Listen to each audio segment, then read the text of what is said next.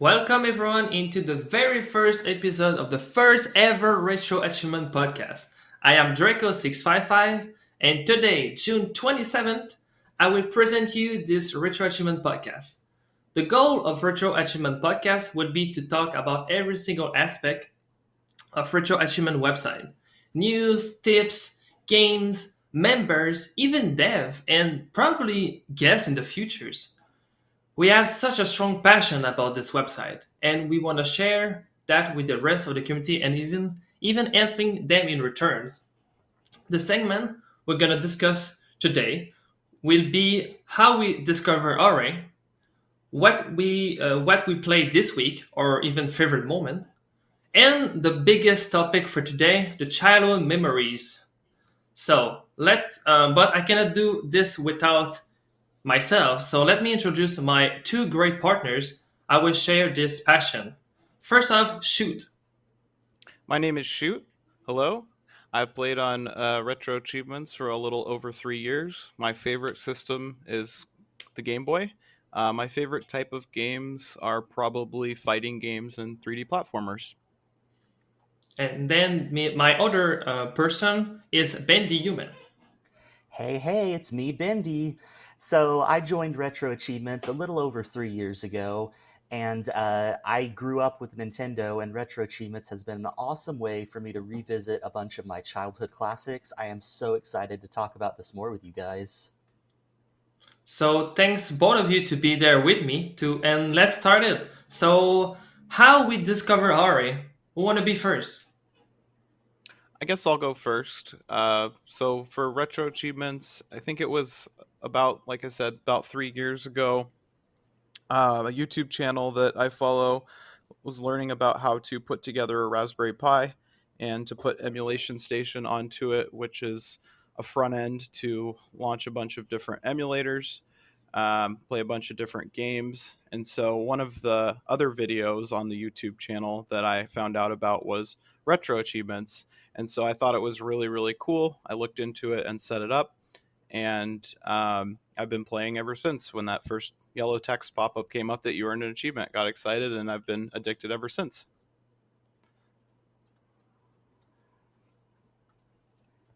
That's awesome, Shoot, that you had that experience with building a Raspberry Pi. I can't say I've ever done anything like that. My story is a little bit more simple. So I've always loved the idea of achievements, but I never really owned any Xbox or PlayStation consoles. My platform of choice was Steam Achievements for a long time. And then eventually it got to the point where I was sort of addicted to Steam achievements. It got to the point where I was buying really bad games for really cheap just for achievements. And I had this moment of realization that this is stupid. What am I doing? So one day I thought to myself, you know, I really liked the games I played as a kid. I want to go back to the retro games. I wonder if there's some forum or something out there where people post little challenges, little achievement style challenges for you to complete in retro games. So I kid you not, one day I literally Googled the words retro achievements. I didn't know what I was getting into, but I just typed that into Google, retro achievements, expecting to find some sort of forum or something. And then I ended up being totally surprised finding this whole community with achievements built into the emulators and everything. And the rest is history. It's been a little over 3 years now, and it's been a great time. Wow, that's so awesome, Bendy. But for my own experience, that's a totally different one. So pretty much like right now, it's like almost 2 years I'm playing into Ori. But before that, I was ex competitive Mario Kart 8 players, which I played for pretty much like 2 years. And I got even into like the top world team to play for Team Canada, which I'm very proud about. And then I passed to some Marker 8 speedrun after it for probably maybe like 8 months. And then I realized one day I was pretty much like desperate because every single day I was just grinding for better times. I got many warrior into those in those time, and then I was very depressed. And my girlfriend, actually, that's my girlfriend. I don't know how she came up with this, but she told me, "Hey, you should try retro achievement." I was like, are you kidding me? I don't know. I didn't know what to say about this time. And then I did I trust her for me. I trust her, and I just decide to go check out the website, and then I just in secretly download the emulators, and I play Mario Kart 64, and then after the very first mushroom cups, I saw the pop up first. I was like, oh my god, this is amazing. Does that have a sound? How does it track the achievement there? I was so amazed. And then maybe after a day, after a day, she just said like, "Are you playing Retro Achievement?" Yeah, maybe. And then that's changed in my entire ways to see into this. And since almost 2 years now, I'm very addicted to it. I really like, Draco, that you pointed out how when you first discovered retro achievements, when that first achievement popped, you had that feeling of, wow, this is amazing. Because honestly, I had that exact same feeling too. Um, I don't remember what the first game I played on RA was, but I do remember that feeling of the first achievement popping. It was almost like a realization that when I first found retro achievements, I had this idea of this kind of sounds too good to be true. This can't really be this can't work how they say it works, right? But when that first achievement popped up, yeah, it's really that feeling of wow, this actually works. This is amazing.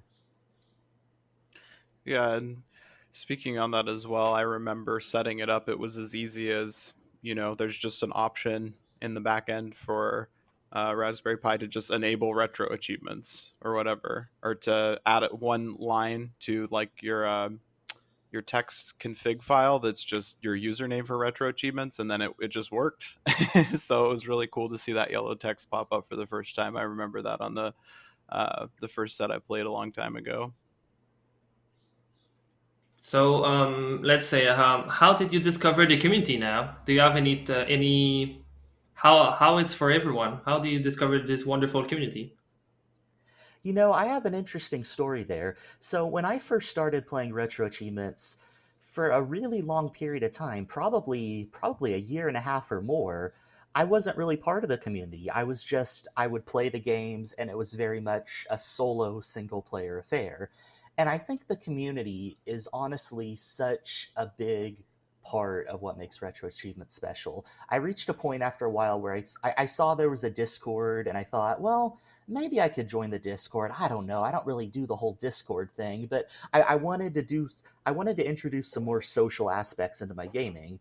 And I think that that has been such a good decision for me because honestly, I have made so many friends through Retro Achievements. This has been such a cool experience just meeting people who share my passion. I've never had that experience before and it's amazing. I love it.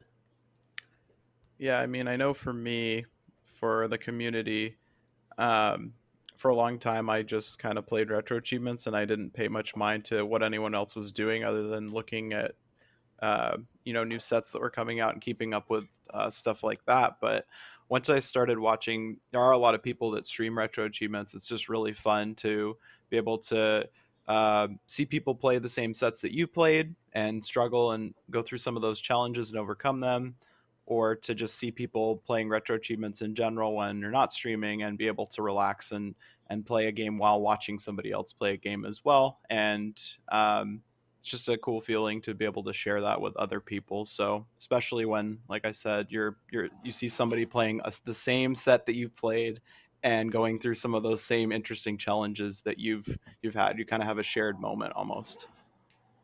For me, I think I spent like probably like Bendy, maybe like of people for maybe a couple of months. I was really into like my own games. I was like, oh my god, I was so addicted to the leaderboards. I wanted to be, I was like, I just wanted to like grind and grind. And then I did not expect to master like a lot of games, but I really enjoyed that feeling. And then I think I just saw like the Discord. I was like, maybe people don't want to talk to me. I don't know. I was just a little bit scared, and then probably I just jumped there, and I make so many friends there. And I think the first person who I ever talked that much was Pori. And Pori was one of my biggest friend for now into RA because he teach me how. and he teach me how to dev in a ways. He talk with me like every single day. It's very fun to have like so many good friends, and I'm very well around with a lot of friends into ours. So that's very fantastic. Yeah, I remember when I was going through that period of time where I wasn't sure if I wanted to engage more with the community or join the Discord or anything like that. Um, I was a little nervous at first. Like I was not the most socially outgoing person, to be honest with you guys. But this community has been so welcoming, and I am just so thankful that I have discovered it. It's great. It's really a great thing.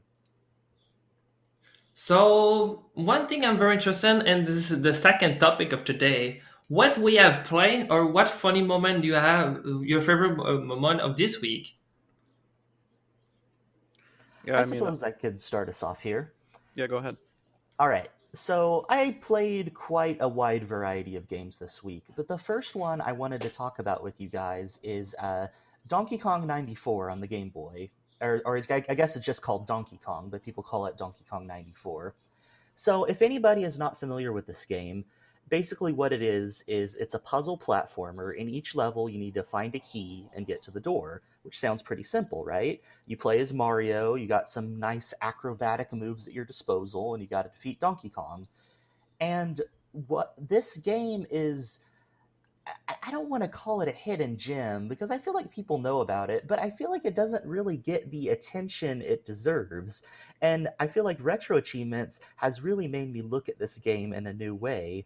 This game just recently got a big set revision, and it added some really cool new stuff that made me play the game in ways that I've never played it before. There are these speedrun achievements that are incredibly challenging, pretty tight times, and then there are also these achievements where you have to collect all of Pauline's items in every level. And that's one of the things I love about retro achievements. When achievement sets get me to play games in new ways that I haven't played before.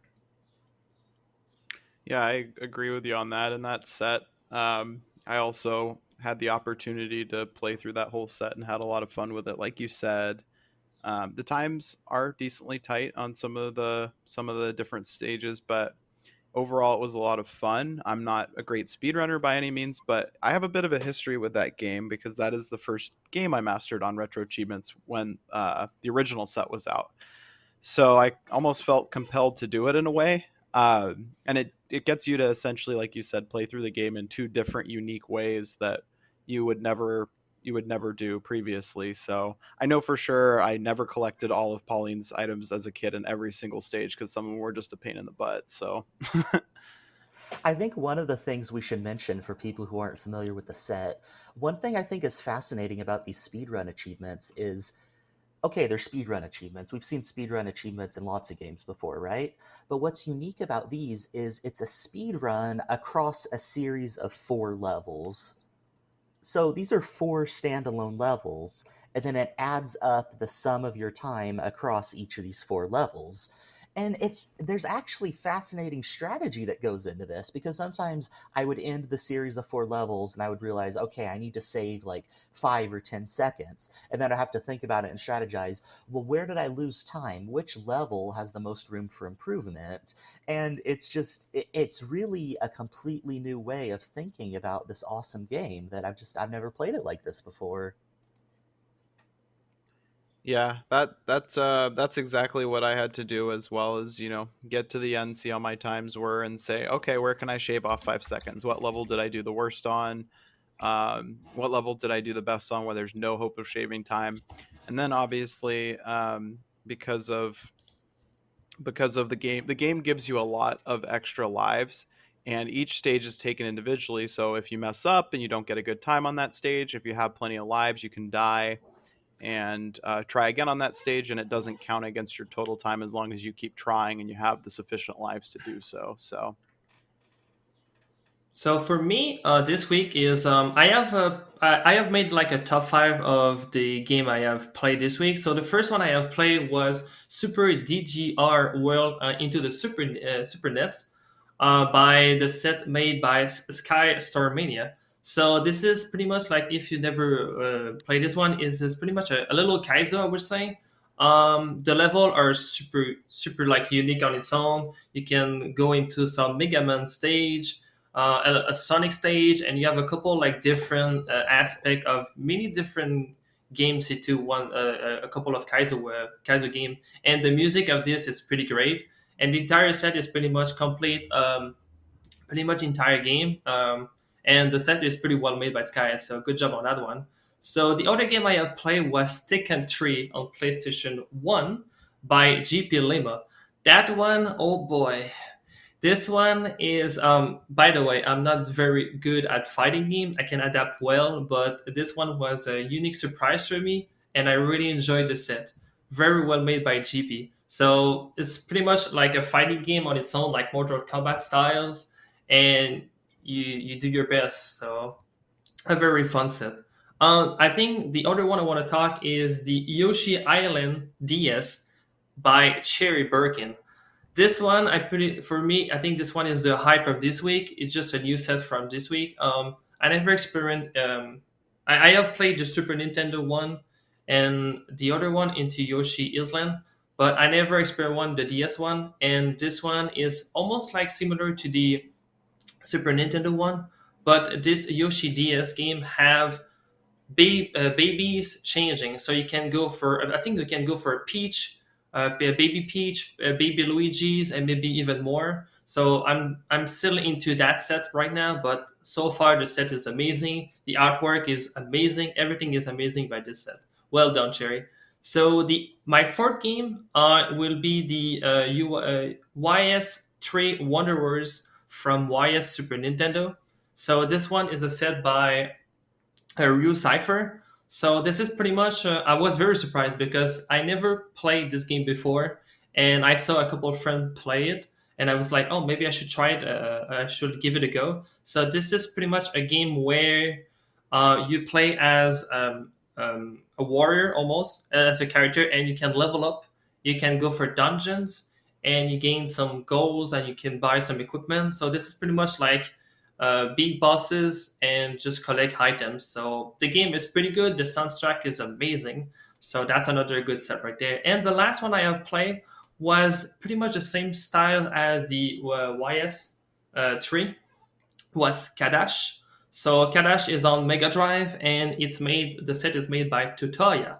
So pretty good thing, a pretty good game. You can play as a warrior or a mage.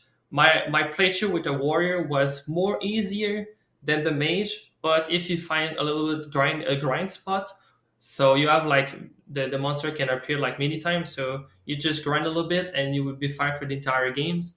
But the game is amazing, and I cannot believe how the different into the warrior and the mage was totally different. So that was pretty much my game of the week, guys. You know, Draco, it's pretty cool to hear that you're experiencing Yoshi's Island DS for the first time. I actually had that game back in the day, back when it was new on the DS. And I'm looking forward to revisiting it, because that's a game I haven't played really since it was new. I remember back in the day, during that time, I used to go online and read a lot of forums and stuff. And I got kind of weird vibes about that game, because I remember a lot of people talked real negatively about it, and I feel like I let that influence my opinion on that game. So I'm looking forward to playing it again now with a more open mind, and when I haven't played it in so long, and seeing how it goes this time around. Yeah, it's always interesting to see what sets you guys choose to do next. For Draco, I know that fighting games obviously aren't your strength, but it was fun to watch you play through Tekken, because I have played through all of the Tekkens, and they've got some interesting challenges with them. And speaking of fighting games, that actually kind of brought me back to thinking about earlier this week. I got a chance to do a couple of other fighting game sets by Sherry Birkin, both very fun sets. I got to do Pocket Fighters, and I got to do Marvel vs. Capcom Clash of the Superheroes for PS1, and Pocket Fighters is also for PS1. So I guess starting off with Marvel vs. Capcom Clash of the Superheroes, one of the things that I like most about that game is just the art style. It's one of those games where you're getting 40, 50, 60 hit combos, and it's just the animation is big and loud, and there's lots of stuff flying everywhere, and it's just really really fun. I remember as a kid at the arcade, we would always see like that game, and I had no idea what I was doing as a kid. I would just hit the as many buttons as possible, and just jiggle the fight stick. But that was a really fun set to play through, to try and get the high combos with all the characters. There was basic playthrough with all the characters, get all the combos. Style was most of the achievements, but that was a really really fun set, and I enjoyed that one a lot. Pocket Fighters was definitely a little bit different and interesting to play through because there's a very unique mechanic with that game that is just like a regular fighting game, except both of the characters have red, blue, and yellow gems, and those gems empower your specials. And the way that you get gems is by hitting the other fighters, doing just regular attacks on them and comboing them, and then they drop gems.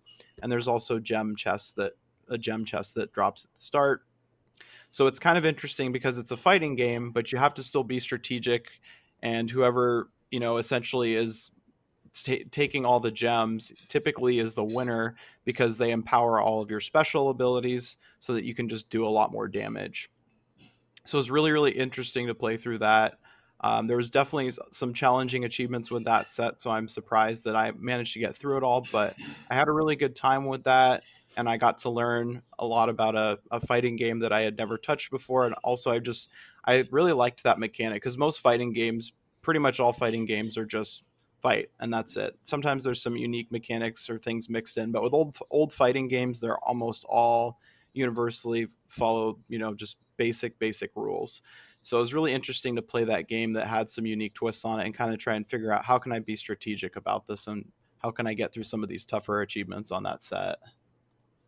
It's really cool listening to the two of you talk about fighting games, because here we have Shoot, who has a background of playing fighting games, and then we have Draco, who doesn't really play fighting games and is just now getting into them. It almost reminds me of like a mentor and student relationship sort of thing, and it's making me even want to play more fighting games, because that's a genre that I mostly avoided. But another game I played this week that I've been wanting to talk about with you guys is it's called Antarctic Adventure on the NES. And it is just this really cute and delightful little game. Basically, you play as this little penguin dude. It's by Konami. You play as this little penguin dude. He's always running forward, and the camera is like behind his back.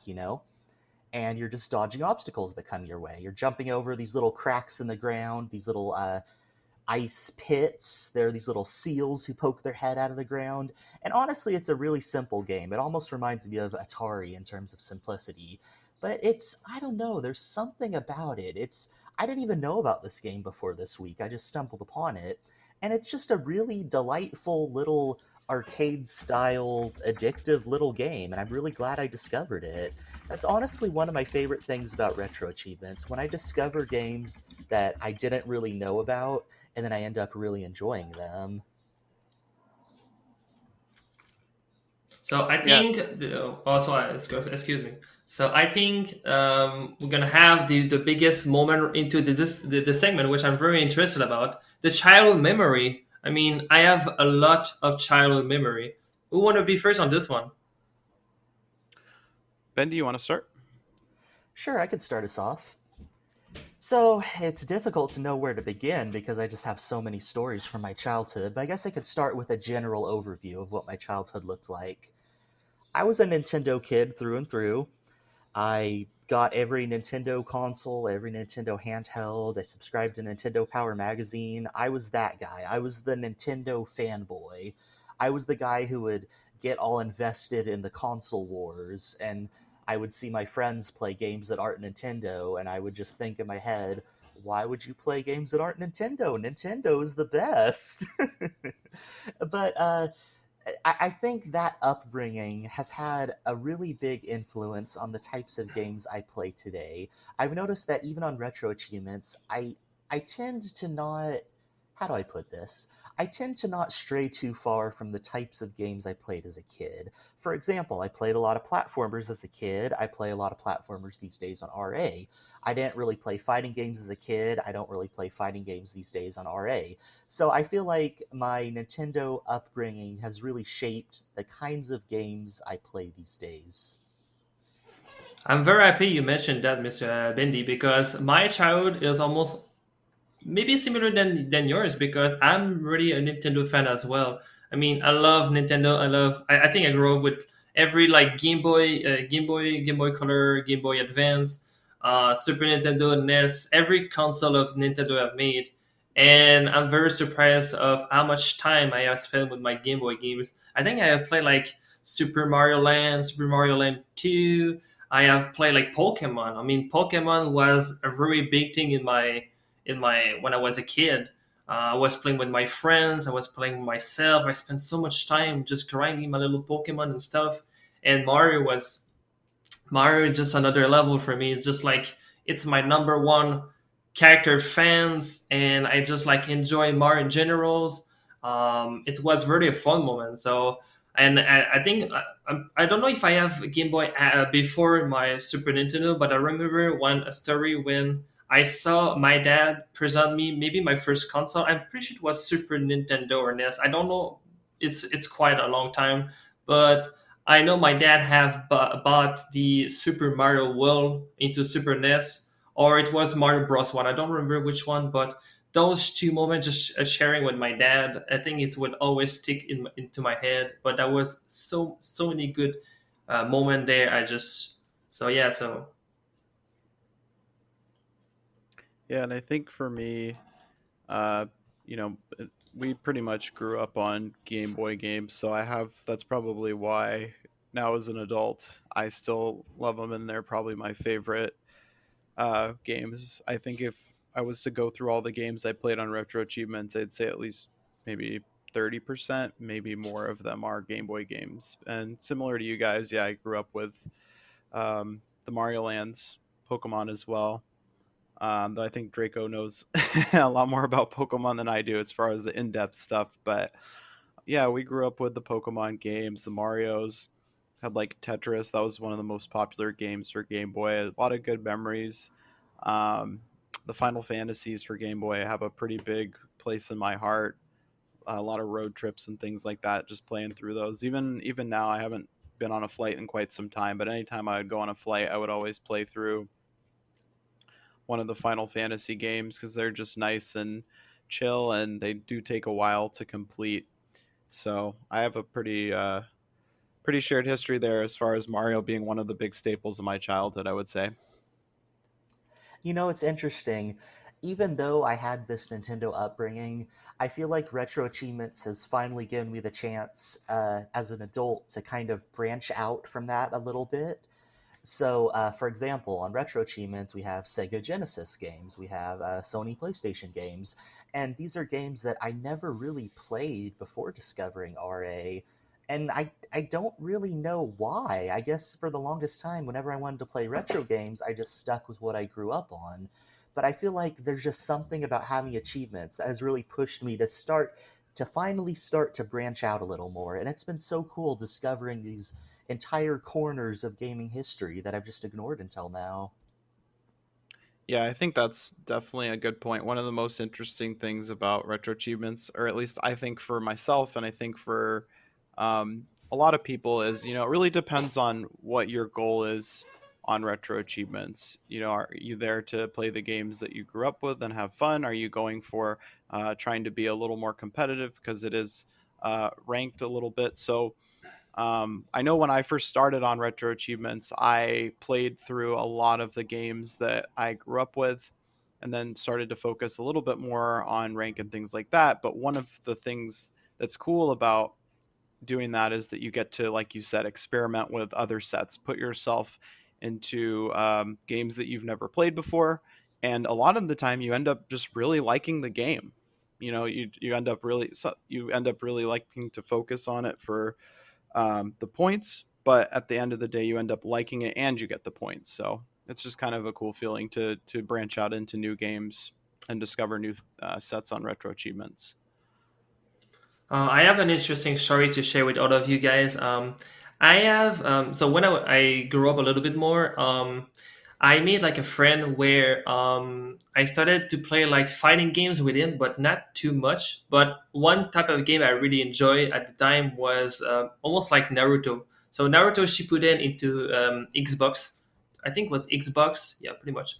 And then so he told me like, "Hey, do you want to play with me at this game?" So I'm like, sure. I never play it, and then I was just digging into this game. Like it was pretty easy to pick up, and it was just very fun to play with. And here's the twist about this one: is after I was feeling pretty alone, and I wanted to just make the game more perfect because it's like every time I play a game, I always go try hard.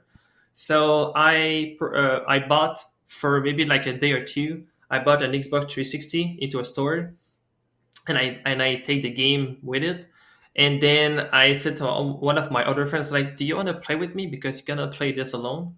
So I play with him, and I try to find every single aspect, details, how to block every single character, what they do, and I was just like almost like putting, okay, this is good, this is not good, how I can change the game into that way, and I was so addicted, and this is pretty much me of how I evaluate every single aspect of a game, and I do that on every single game I play. So maybe a couple of days after I got my insanely practice there, I go to my friend and I was like, "You want to pick this? Okay, it's fine. I'm gonna pick almost like the weakness characters, and I just make the character looking so good and so yeah, so good. He didn't even want to play with me after it. So this is pretty much me into a competitive level where I'm just generally like liking it, but my friend didn't want to play with me anymore. And still today, if even I did not play for so long, I just remember all those little details I practice on, and it's like, okay, man, do we just play another one? So that's pretty much my a little story there.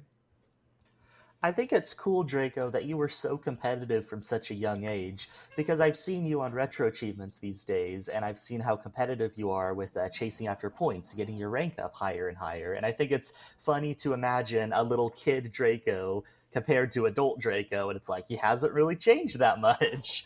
But honestly, I was the same way. I was a pretty competitive kid when I'd have those local multiplayer get togethers with my buddies. Um, I remember Mario Kart was always a favorite of ours. We liked Mario Kart and we liked Mario Party. It was Mario Party 3 was the one that we would play. And it was funny because obviously I was the one who owned the games, so I was the one who had the most experience in them, so I was the one who was probably going to win. But even then, I was so competitive. I would always give it my all. I wasn't the type to let my friends win. I wasn't the type to go easy on them. I would always give it my all every single time we played, and it was always a competitive thing. And for some reason, I didn't lose any friends. They still wanted to play games with me somehow. So I guess I was doing something right.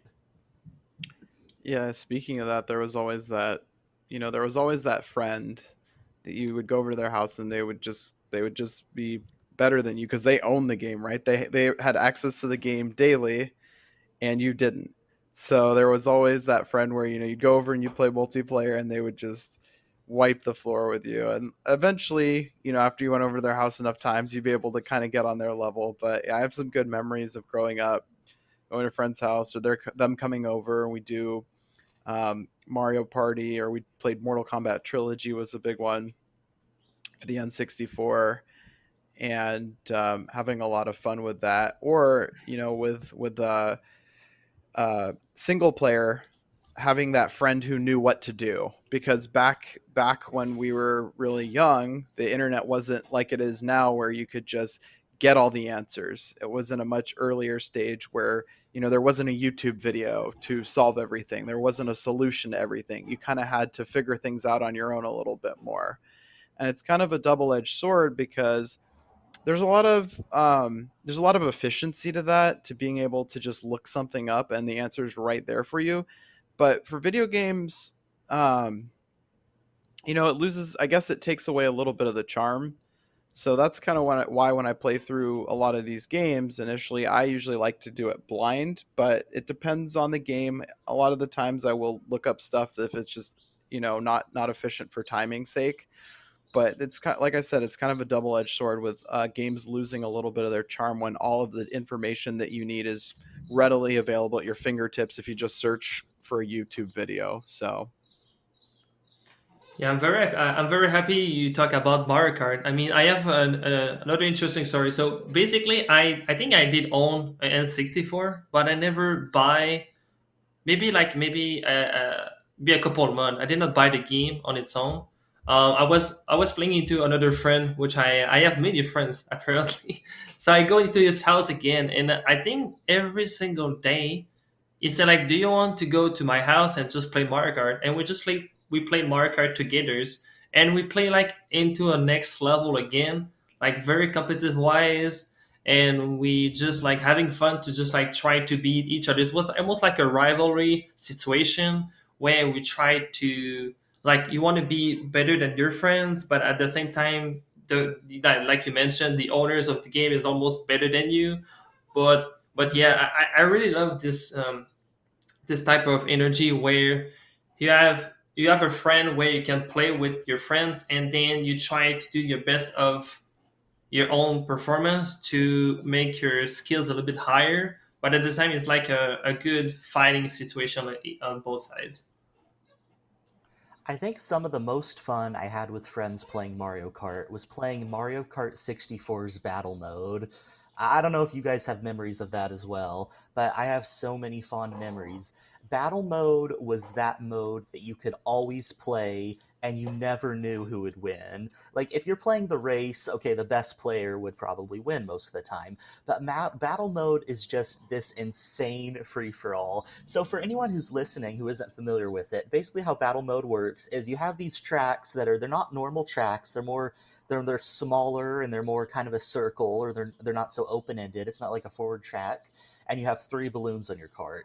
If you throw an item at another player, they lose a balloon, and the goal is to be the last man standing. So basically, you end up in this insane situation where you have green shells flying all over the place, bananas all over the place, and it's just absolute chaos trying not to get hit. And it's so much fun. I love battle mode right so much. Just thinking about it right now is making me want to boot up my old N64, get some friends together, and play it. It is the best. Yeah, I definitely played the battle mode growing up and have some good memories of that. And I think there's like four different stages that you can do battle mode in, and that is definitely one of the games where I'd go to a friend's house and we'd play a lot of battle mode. And um, speaking of racing games, Diddy Kong Racing had some battle modes as well. I think, if I recall, that was also pretty fun. I think we mostly focused on the racing aspect for that one, but yeah, the battle modes in Mario Kart 64 were always a lot of fun and always really interesting to see who would win at the end, just because of the number of items and strategies and things that people would always try. Yeah, but for me, I'm sorry to bring your hope or your dream about Mario Kart battle mode. I think I play a little bit, but I when I was younger, I found a little strategy on my own, and yeah, pretty much nobody wanted to play with me into this mode because every time I was just running like a horse, and I was just trying to carry some good items like triple reds, and then I just stick behind my friends, and I was just shooting one at a time at reds, and they just insta die. So I did not very experiment that much because it's like, yeah, the red is too much OP. So basically that. But the other memories I want to bring is GameCube. Oh my god, GameCube was into my for a long time part of my childhood. I mean, I remember the day when my mom buy Mario Sunshine. That was my first game ever into GameCube, and she did not really understand that much the game, sadly. But I pick up like every single day. I was just playing Sunshine. I tried to like I mentioned, like find all the twists. Sunshine was such a good other game in my into my childhood games, and every other games like I think I play like every single Mario Party as well. Every Mario Kart I play as well, but GameCube was very one of my favorite console I think ever made for melee's Marco Double Dash, Paper Mario. I have a lot insanely good moments with this console. I mean, I want to talk about everything right now. You know, Draco, when you mentioned Sunshine, I can just feel the memories flooding back because the 3D Mario games were some of my all time favorites. So, the thing about me in my childhood is I didn't have a lot of games, but those few games that I had, I would play over and over and over and over and over. I was a completionist. I always wanted to do everything in the game. And then after I did everything in the game, I would try to develop new little personal challenges to defeat. And I almost feel like that's what led me into loving retro achievements because even as a kid, I was making up my own little achievement style challenges. And what got me on this topic in the first place is I'm thinking about Super Mario 64, I'm thinking about Super Mario Sunshine. That style of game lends itself so well to making up your own little challenges. Just the way that Mario controls is it's just fun to walk around in that game. Like, even if you don't have any objectives, even if you're not going for the stars or the shines, even if you're just messing around, it's fun to just run and jump and side flip and squirt water and long jump and all of that stuff. And I feel like that's the type of game that really lends itself best to how can I push this game to its limits? How can I have fun with this game even when I've already beat this game before? Yeah, and for me, I didn't have a GameCube growing up, but we had the N64, like I said. So I know that Super Mario 64 was a pretty big step up from the Game Boy games in terms of like the amount of stuff there was to do and all this, and trying to figure out how to get certain stars as a kid just stumped me some of the time, especially because there wasn't a lot of information out there. I know there was guides and stuff like that, like physical paper guides. I remember going to a friend's house and he had the Japanese version of the game. Um, and he had like a Japanese guide and it had like all these like pictures and little things in it. But yeah, figuring out some of the different stars in Super Mario 64 as a kid was definitely a challenge, especially because you just didn't know. You know, you couldn't figure things out because there wasn't that much stuff out there about what to do. So I can actually remember the first time I played Super Mario 64, and it's kind of a weird story. So, the dentist that I went to as a kid had a Nintendo 64 set up in like the waiting area. So, while you're waiting to be called in, to get your dental work done, you could play the N64 while you're waiting. And that was the first time I'd played an N64. That was the first time I'd played any 3D console. In fact, I hadn't even played a Super Nintendo before that. The only experience I had with gaming before that was the NES and I think the Game Boy or Game Boy Color. So I have this memory of me at the dentist's office of all places, playing Mario 64, just absolutely blown away by this. Video games can do this? This is amazing. And the dentist calling me, it's time to get your dental work done, and I'm like, oh, I want to keep playing just one more level. And I just think that is the most wild way to be introduced to a game. I love it. What a nice story there, Bendy.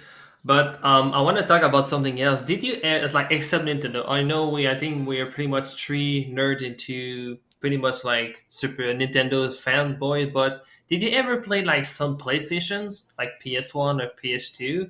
I know for me, lucky for me, my mom, against my lovely mom, just buy. I think she buy PlayStation 1 and PlayStation 2. This is pretty much the only introduction I got into PlayStation, to be honest.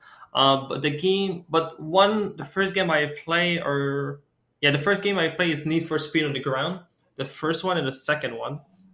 So those games are both a racing game, which I love racing game like way too much. But those game, it's phenomenal how I enjoy it. And the other aspect of PlayStation I want to bring is Spyro games. Spyro 1, 2, and 3. Those games, my mom is in love with those, and it just brings me so much memory when I just like going back into RA, play those nicely Spyro games. I mean, those set it's just a blast to play it. I'm very glad Stefan made it. I mean, this is like my mom. I think my mom saw me play the game. She was so happy to just see me play Spyro. I mean, Spyro it's just a little cute dragon. It's so cute. It's just so fun. You just find gems. you're doing some stages. I mean, I love platformer, but Spyro, oh my god, that was such a blast to redo those stuff. You know, I never owned any PlayStation consoles growing up, but I had a cousin I would visit sometimes who had a PS1 and then later a PS2. And my biggest memory of going over there is he really liked the Tony Hawk games. And he would show me those games. And he was the kind of guy who he knew the game inside and out. He knew all the secrets. He could pull off all the tricks. And I remember watching him play Tony Hawk and just being absolutely amazed. Like, wow, this guy is my idol. He is so good at video games. And then he would pass me the controller and let me try to play. And obviously, I'm playing this game for the first time. I've never even held a PlayStation controller before, and I just have no idea what I'm doing. I feel like the controls are just incomprehensible, and I feel like him letting me play the game for a few minutes just it really blew up in my head this idea that wow, my cousin is so amazing at video games. I wish I could be that good at video games someday. Yeah, for me, we didn't have a PlayStation, but we did have a friend who had a PlayStation, and that was, I think, I'm 99% sure the first game that we ever played for PlayStation was Tekken 3. So I have some good memories there. We used to do like King of the Hill style, where whoever, there'd be a bunch of people over, and whoever would lose would step down. Then the next person in line would take on the winner of that game, and the winner would continue to play until until they lost, and so on and so forth, and just pass the controller off or whatever. So that was always a really good time. Growing up, when we would have like King of the Hill, not like tournaments or anything, but just King of the Hill style, where the person who won would just continue to hold the controller, and people would continue to step up to challenge that person.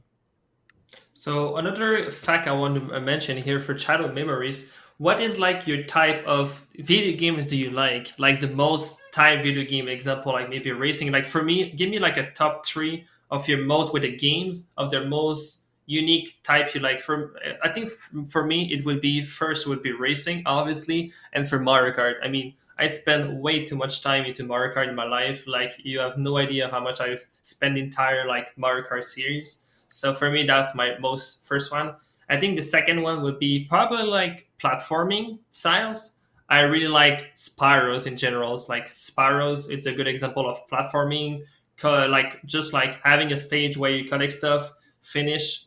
That. And my last one would be I'm pretty sure like RPGs. I know I don't put RPG a lot into my top spot. I consider like Paper Mario. I think pretty sure like Paper Mario would be into my top three. So Paper Mario to GameCube changed my entire my. I was just blown away by these amazing games and how everything is done there. So I'm curious to see your thoughts into your top three, guys. Draco, I was sitting here thinking about the most influential games for me as a kid, and one of the first ones that came to mind for me was Paper Mario, so I'm glad that you mentioned it as well. If I had to list top three genres, I think number one would have to be, and it'd have to be the 3D platformers, especially Mario. Just those were such a big influence on me growing up. Number two would probably be Zelda style, like action adventure type games. I guess they're not. Zelda's not an RPG, right? Zelda's not an RPG. I would consider it like an action adventure kind of game. And then for third, yeah, I'd have to go with RPGs, and Paper Mario was the big one for me.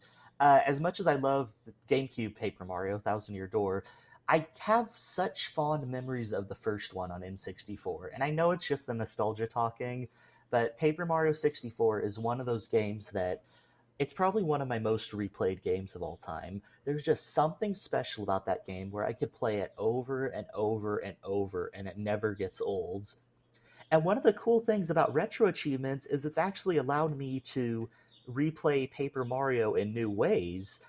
For one, I've been able to play Paper Mario with achievements, which has been an awesome new experience.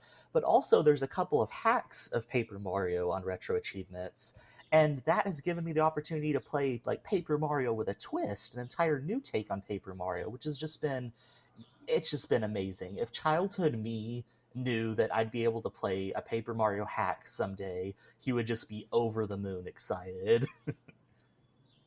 Yeah, I think for me, for my top three, I think RPGs and 3D platformers are probably a pretty close tie. 3D platformers coming out a little bit ahead because I grew up with like Banjo Kazooie was a big one, and the set on RA for that is fantastic as well. Really, really fun game. I probably played that game like half a dozen times at least over the years, and I always have had a lot of fun with that. And Super Mario 64 as well. For RPGs, though, it really goes back to Final Fantasy Legend 1, 2, and 3 for Game Boy. I have a really big history with those games. I played them a ton growing up, beaten all of them, and um, played them many times over the years. Had a lot of fun with the sets and discovered a lot of unique things about the games that I didn't even know as a kid. But having to go through that, um, so I would say, yeah, the Final Fantasy Legends for me, all for Game Boy. Technically, they're not Final Fantasy. In Japanese, they're like Saga no Densetsu or something like that.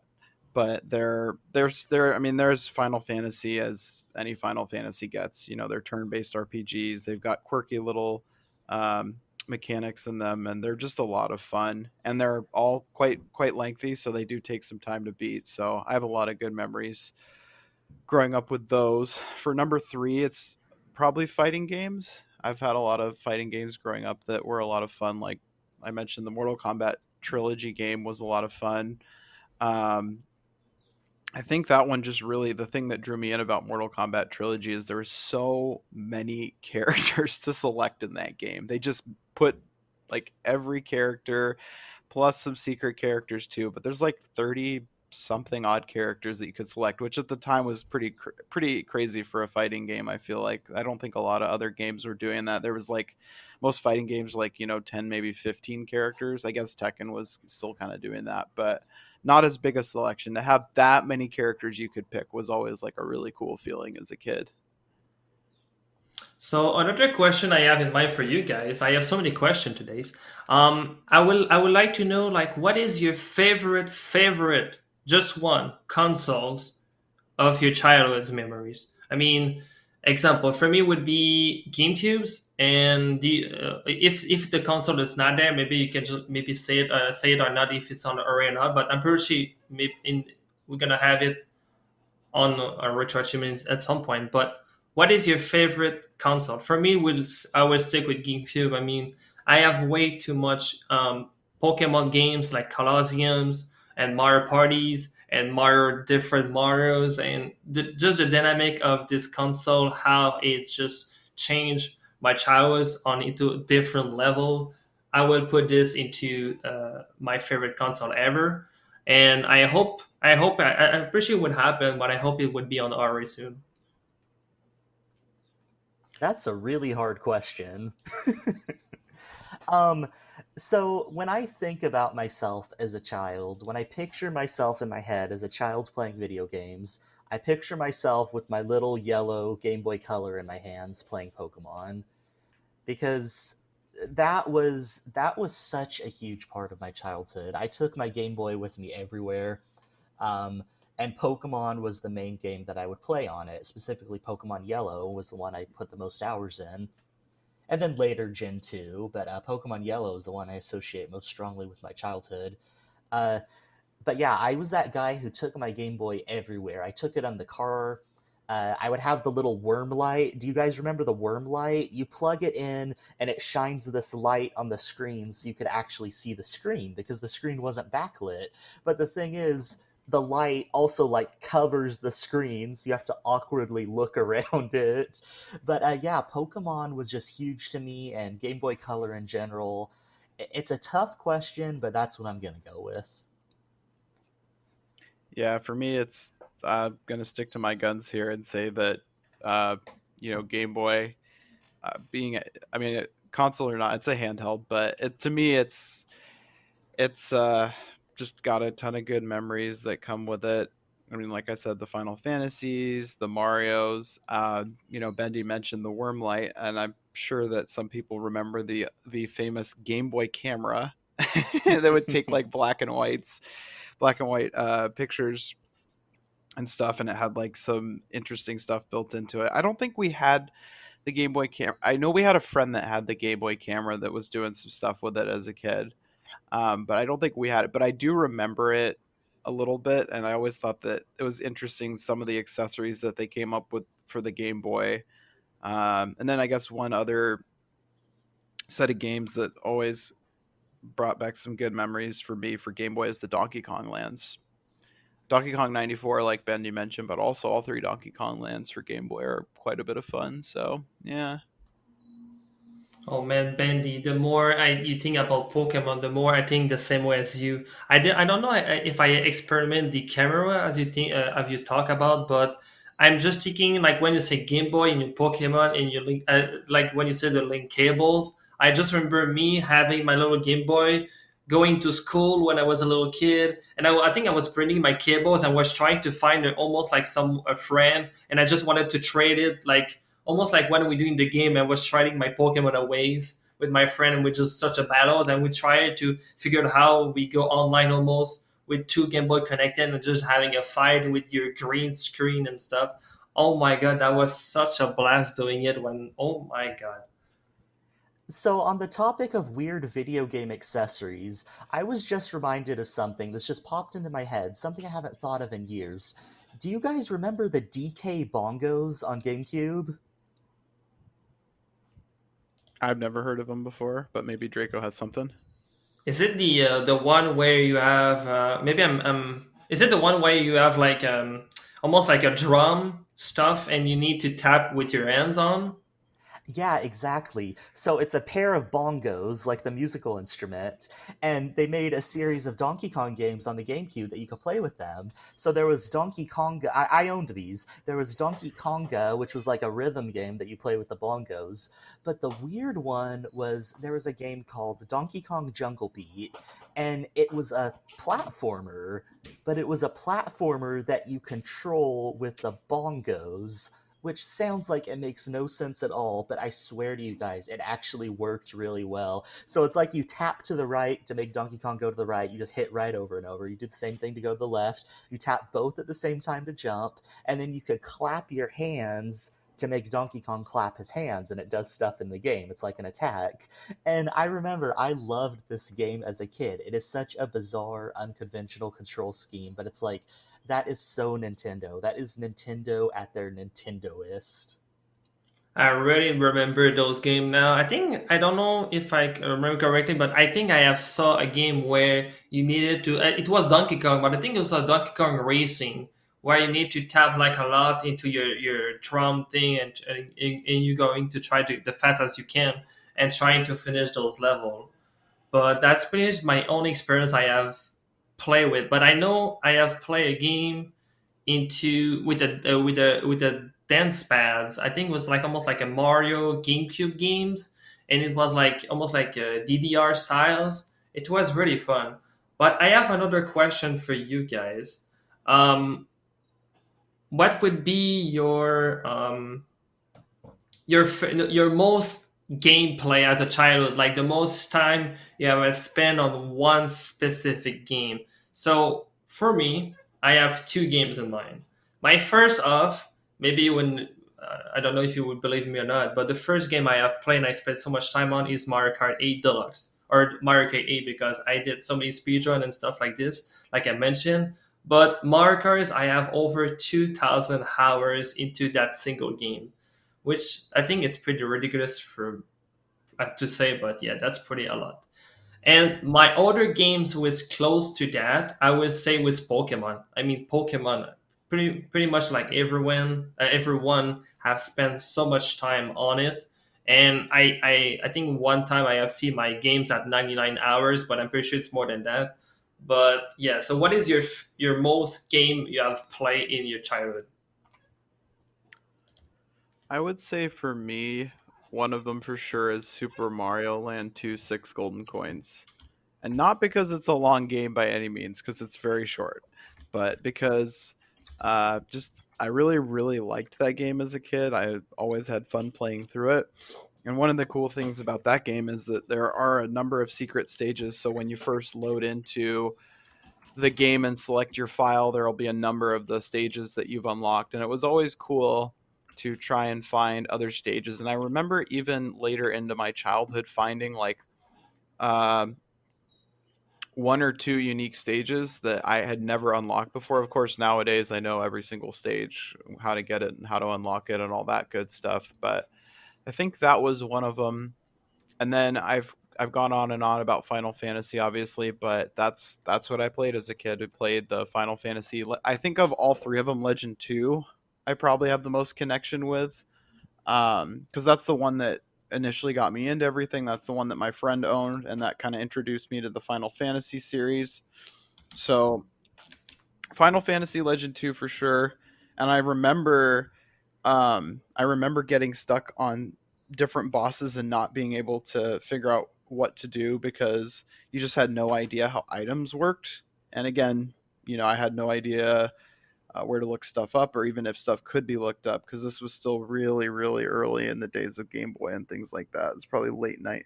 I mean, probably late 90s, early 2000s. Game Boy came out in 89, but the information regarding what to do on certain stuff was just not readily available. So I remember trying to come up with different strats for Final Fantasy Legend 2 for how to get past this boss. And I remember, I guess, one funny story I can talk about is there's a boss called Venus in Final Fantasy Legend 2. And there's obviously a number of different strats to beat her, but one strat that I figured out as a kid is there's these items called muskets. They're like gun type items in Final Fantasy Legend 2, and they just do like a flat amount of damage around that's probably has I think a pretty small range, but it's generally always around the same amount of damage. But they were really expensive. So what you do is you just farm up a bunch of cash in like a previous world from an 8 mob encounter, and then you'd buy a bunch of muskets and you'd kill Venus. And the problem with that was that later on down the road, because muskets were just kind of a flat amount, they weren't based on your stats or anything like that, you'd run into issues if you kept buying items that were just, they do a flat amount because the monsters in the following worlds or a couple worlds after would just destroy you. So I remember coming up with the musket strat and thinking, boy, I'm so clever. And then getting my party's butt whooped in later worlds because I wasn't focusing on the other items that are based on your character's stats. So as your characters get stronger, the items are going to get stronger as well with the character rather than just the flat items like the gun items or the explosive items in Final Fantasy Legend 2. Draco, when you bring up the topic of what our most played game is, uh, at first I thought, oh, it's probably a Mario game or maybe a Zelda game. But then I thought about it some more, and there's really only one answer for me, and it's a little unconventional for a retro podcast. But my most played game has to be RuneScape. I mean, MMOs count, right? They're games. I started playing RuneScape in 2005, and I played it for years. I've basically been playing it on and off since. I've had so many periods of time where I've quit and then I've come back to it, and then I've quit and then I've come back to it. But I've probably put in thousands of hours in that single game over the years. And I guess it just kind of goes to show that we all have such varied tastes in games. And I think that's one of the cool things about retro achievements too, is that like no matter what types of games you play, there's always something for you. And no matter what we grew up with, or whether we want to play something different than what we grew up with, there's always something out there, no matter what kinds of games you like. Another topic I want to mention about this childhood. So, do you have like any specific moment when do you feel you have some scare moment into some games? I mean, when you're childhoods or when you experience some games, you have maybe sometime a game where it's very scary. Just like the first example I have is Yoshi's Story 64. I'm just thinking about that game when I was a child, and I was so scared. I don't know what it is. I don't know if it's collecting all the little fruits, but every time I was close or something happened into this game, I was so scared. I don't know what happened into my experience about that game, but I was like, okay, this is way too much scary. I'm out. And the other game I want to bring here, the other game I want to bring is I don't know if you explain. This is maybe why I don't like much Zeldas anymore. But I do love one Zelda in particular. It was the GameCube one, the I don't the wolf one. I don't remember the name. Oh my god, I'm so bad. But anyways, Twilight Princess. yeah, Twilight Princess. That's my best Zelda I ever played, and I wish I can play it again. To be honest, that's the only Zelda I would play without. I will have a million fun. But the game I wanted, the second game I got scared on was the Moon of Zelda. Like I think it was the other, not the Ocarina of Time, but the other one. Majora's Uh, Mask. Yeah. yeah, Majora's Mask, where you see this little big giant moon trying to crash into this little poor town. And when I'm just like, how can you able to play this game? I'm just so scared. So I want to know, like, if you have some funny moment about scares games of you did played, and you maybe feel awkward when you like when you're like younger. Dude, Zelda was scary as heck when I was a kid. I remember playing Ocarina of Time, and, you play the beginning part of the game where you're a child, and it's like, oh, cool, you're a child, everything's fun, the colors are bright, whatever.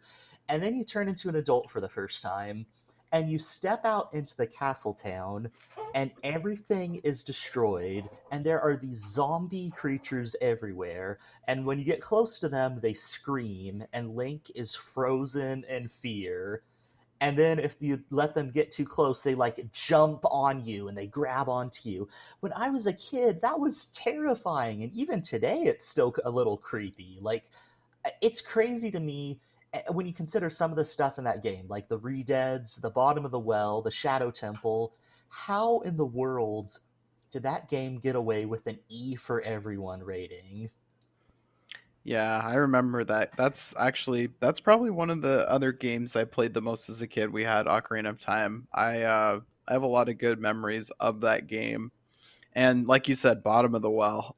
Like the Redeads, and also I don't know the name of the monster, but the one that it like grabs you, it, like four arms come out and it walks slowly towards you, and if one of the arms grabs you, and then it has like a giant mouth and like dark eyes, and it will just eat you and kill you. So it's like, oh man, I have a lot of good memories of that one. And then I remember for Majora's Mask feeling the pressure of time, because I remember the concept of having only 3 days to beat the game. Obviously, you can rewind time with a Song of Time or whatever, but as a kid, being like, I've only got 3 days within this game to do it was also kind of intimidating.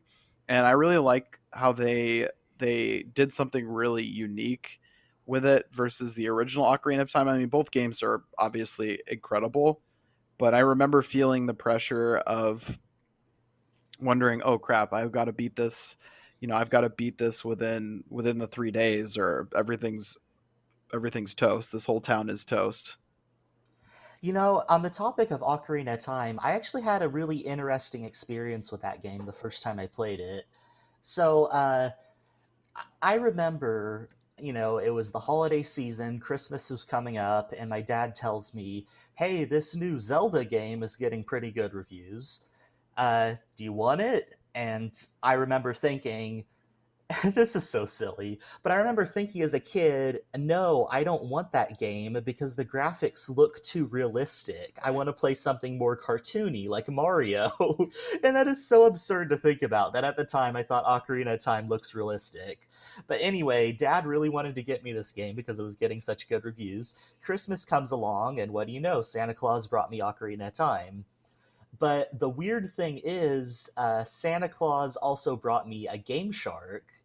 If anyone out there listening doesn't know what a Game Shark is, it's a cheating device, basically. You would plug it in, so you'd put the Game Shark in your N64, and then you'd put the game cartridge on top of the Game Shark. It just clicks into place. And then when you boot up your N64, you have access to this cheat menu. So I feel like I was deprived of experiencing Ocarina of Time the proper way the first time I played it. Because the first time I played it, I had access to cheats. I could press the L button to levitate anytime I wanted. I had all the items and all the hearts from the beginning. And it was just this really weird, really unique way of experiencing the game. Thankfully, I eventually realized that even though the game is realistic, it's actually a really good game. And thankfully, eventually, I played it without cheats and I loved it. And, the rest is history. It's one of my favorite games. So another moment I want to share with you, both of you and the audience. I mean, are you really like a competitive player on its own? I don't know. Maybe we already mentioned it, but let me tell you a story. So when I was a little bit kid, I did go to an attraction parks because it was very close to, and you see like a bunch of attraction where you can just like, I don't know how to describe it, but you can just like go there and having a ton of fun with people. And they have like a building where it's named pretty much into the center of this attraction part, Nintendo's. I swear to God, it's Nintendo's. And when I did go inside the first time I saw it, it was a bunch of video games, like like mini stands where they have. I don't remember if it's like new games or old games, but they are like a bunch of games there. And I didn't wanted to do the attraction part. I just wanted to go into that building and just play video games. Yeah, that's pretty much me. So the first time I did go there. I saw a tournament and I was like, oh boy, a tournament. But that was not any type of tournament. It was Mario Kart Double Dash, my first tournament there. And I just participated for fun and I did win. Wow, I was surprisingly, wow. And I won a prize. I was like, oh my God, that's super amazing. So I really want to know if you're very competitive or how do you use, it's like what are your child? Did you prefer like playing with friends or do you, I don't know, just speak about it. I think for me, um, I as a kid I was somewhat competitive. I always wanted to, win at stuff. Um, but I didn't really know about what kind of competitive stuff was out there. And obviously nowadays there's a million different things that you can be competitive on. But one of the things that you talked about that kind of brought back memories is, um, going to like a arcade or something like that. There used to be a place called um, Illusions, and I don't think they're in business anymore. I just looked it up really quick, but they're kind of like GameWorks or like Dave and Buster's, but they had a lot of fun games. You'd get the little card, and then you'd put the card in the machine, and you'd have a certain number of points that would be deducted from the card, and then you could play that game. So that's probably one of my best memories as a kid. Is, yeah, we used to go to this place called Illusions for parties that people would have, and they'd have like pizza and stuff. But yeah, there you'd get these little cards and you put them in the machine. You'd have 2,500 points or 3,000 points or something like that, and the game would take away 100 or 150 points from your card, and you'd get to play the game, and that brings back a lot of good memories. So yeah, it was kind of like GameWorks. I know you would earn tickets and stuff like that, but they had more like I mean, they had like Tekkens. They had a lot of fighting games, so that always brought back good memories. Listening to you, Draco, when you were talking about how you saw the Nintendo game set up and you saw Mario Kart Double Dash set up there, and you said to yourself, I just want to play the games. I don't want to go to the attractions or whatever it was. It actually reminded me of a moment from my childhood. So I remember it was one of my friends from school. It was their birthday party, and they invited a bunch of us from school to a local, like a roller skating rink. And I remember at the roller rink, they had a few arcade cabinets set up. And one of the arcade cabinets I saw there was the Simpsons arcade game. And that's one of my all-time favorite arcade games. We didn't really have an arcade around me growing up. I had played that game once before, but it was like on a family vacation somewhere. Like it was somewhere not close to home. So when I saw that they had the Simpsons arcade game, it was like I just wanted to play it. I wanted to play the Simpsons. I wanted to play the Simpsons. And I remember my mom being like, "No, go out and play with the other kids. Be social." And it was funny because I was like, "Oh man, do I have to? I just want to play the Simpsons arcade game." Yeah, it's really funny that you mentioned that because when we're talking about going to like theme parks or places that have attractions and just wanting to play games, that brings back a memory of when I was a little kid. So we had like boys and girls club thing where they'd have an event and they'd take everybody out to go to whatever, like a water park or like Wild Waves is the name of a water park here, or ones in different parts of the state. And it was really funny because I distinctly remember this. I distinctly remember going to a water park, never putting on a bathing suit, being in the arcade the entire time, and just playing Aero Fighters literally all day. Just putting just putting tokens into the machine, and literally all day I was just playing Aero Fighters. And then they came back to get me at the end of the day, and they were like, "Were you here? You were literally you didn't go on any of the water slides?" I was like, "Nope." So that was a good memory as a kid. I don't know if you ever experienced that way, but in my little town, I got this. I was lucky, but I got like a little like store. It was like a place where you can just like take out the games, like I mentioned earlier, taking like a console or a game or movie, and you can take out for like 1 day or two if you want to, if you just pay the money. And my trip when I was younger is because my town was super small. I ride my bike, and then I just try to see like every single place in my town, and it was like looking for trash cans, and I was just trying to sell them. And then when I got enough money, which was pretty easy to do when I was a kid, I mean, I spent that on candy or just like going to the stores like, hey, can I have this game for like a days?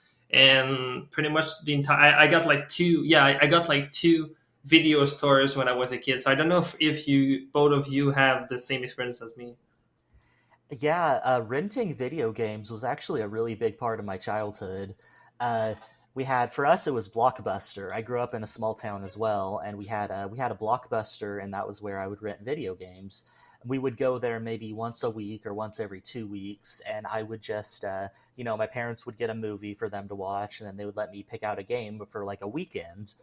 And I remember I have all these memories of games where I remember, well, I never owned that game, but I remember renting it. One example of that for me is actually a game that came up earlier today, Yoshi's Story. I remember renting Yoshi's Story, and if anyone out there isn't familiar with the format of Yoshi's Story, if you're just playing to the credits, you could beat the game pretty quickly. It's what, like 6 levels? So I remember playing, I rented Yoshi's Story, I played the first 6 levels, and then I saw the credits, and I was like, well, I guess I don't need to buy this game. I already beat it. It's really short. I didn't realize there were all these other unlockable levels and high scores and going for melons and all of that. I just thought as a kid, well, I saw the credits, so I guess I'm done with the game. And I feel like that was the goal when you rented a game. The goal was always, how far can I get in this game in this one weekend? I want to milk this game for as much as it is worth before I have to return it. Yeah, we definitely had stuff like that. We had Hollywood Video. I don't think they're in business anymore either, but Hollywood Video as a kid was like the movie store growing up, and yeah, they had video games you could like rent. And speaking to your Yoshi Story experience, Bendy, I remember feeling extremely shafted because I did not know about all the unlockable stuff either and all the different levels and stuff. So like I beat the game, and even the last boss fight isn't that hard. So I remember thinking, wow, this is kind of like short and easy. I don't think we rented it. I think we had actually purchased the game, but I remember going through that same feeling you were going through of like, how far can I get? I've only got it for a little bit, and trying to be able to beat it. But yeah, Hollywood Video, we used to like rent horror movies from there and watch that. We used to rent like action movies. We used to that was a long time ago, and VHS was the thing back then, and just all the movies on the shelves, and you'd find a movie that you'd seem interested in, and you didn't know if it was good or bad. You just read the back. I remember specifically reading the back of movies, saying, okay, this sounds good, and then asking our parents if we could rent it. So yeah. So, what is your another question like that? So, what is your favorite moment in childhood where you maybe did play with the friends? I mean, like, what do you consider like the best game you have played with your friends or parents or I don't know? And I think for me, the only game I have played, I didn't have many friends when I was grow up, so it's rather like play like Melee or I play Naruto Shippuden or maybe a little bit of Mario Party. I know I have played a couple of games when I was like way higher in my age.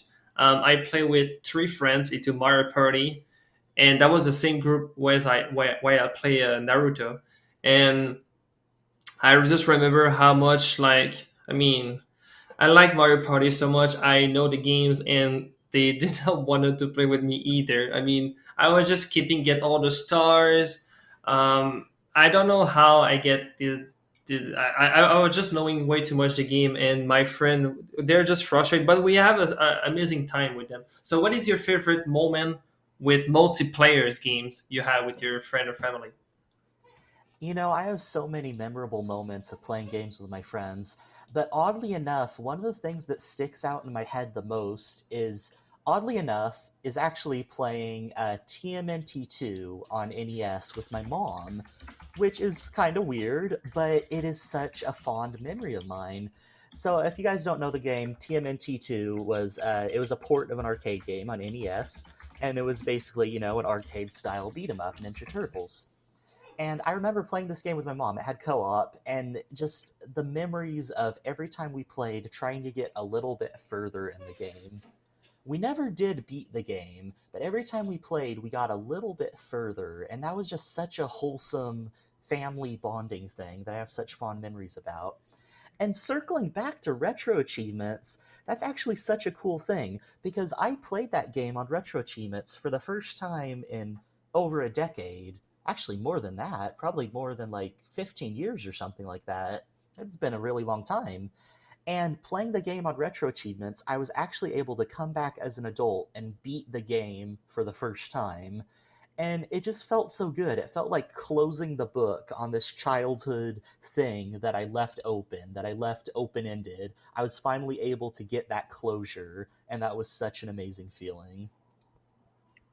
I think for me, favorite multiplayer stuff would be Super Smash Bros. For the N64, actually. A lot of history there because we had that game and our friends had that game. So um, there was no friend being, there was no, I talked about that dynamic earlier about your friend had it, but you didn't. So your friend would just, totally whoop your butt because they played it every day. It was an even playing field because that was a really popular game, and I remember the feeling of having to unlock the four hidden characters was really cool. And I remember. I think that might be one of the games that I played the most growing up with friends, actually, because we had a lot of time in that game, and both of us, both me and some of my friends, owned it, so we would all get a lot of practice in individually, and then when we get together, we would play that game a ton and just have a lot of fun with it. I think we would always do one of my memories is we would always do without items though because we thought they were cheap or something like that. So we would always play without items and just straight fighting. So I would say like thanks both of you for talking with me today. I hope everyone have enjoyed it. Thanks everyone for having listening us for the first RA podcast. Make sure to follow us on youtube.com/RA podcast and hit that bell notification to not miss any episode of us. Thanks to Shoot again and Bandy, and I hope to see you guys next week for another episode of RA podcast.